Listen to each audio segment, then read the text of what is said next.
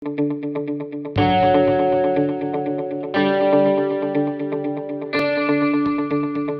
I want to give Bulletproof and the concept a lot of props because they've really helped wage a good fight against fat phobia. Yeah. I mean, they've done a lot of good for the industry in that sense. Sure.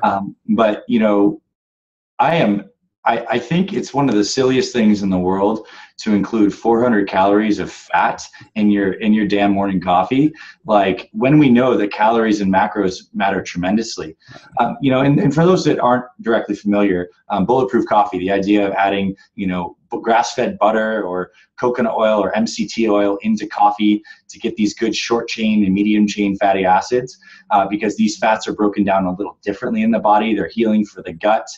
They can help produce ketones, which, you know, ketosis is, ketogenic diets are now coming back into full circle and in vogue now because of Tim Ferriss wrote a book including it, and Bulletproof talks about it as well. So my take is that a fast, for the purposes of doing intermittent fasting, especially on like a 16/8, let's keep you in a fasted state. You know, our bodies know how to produce ketones on our own. You know, and I just went to a medical conference, endocrinology, and they were talking about how the best way for humans to live, this was a quote from one of the speakers, is we're built to do intermittent ketosis, not continuous ketosis.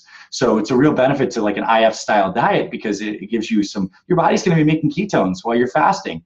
And then it's not, well, you're going to be, you know, eating carbohydrate and stuff like that. But my point is, like, I think people need to scale back on the amount of butter and fat they're throwing in their coffee. You know, like, if you want to do that and that's your thing, like, it's not a true fast.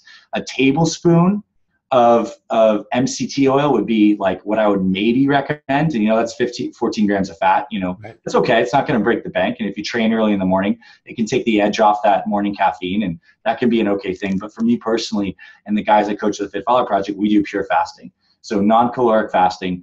We still include the good medium chain triglycerides and those short chain triglycerides from the coconut oils and grass-fed butter in some of our meals.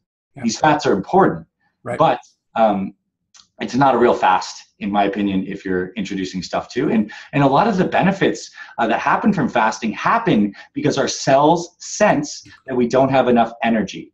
And there's a constant balance between AMP kinase and mTOR and all these cellular signals on how much energy we have.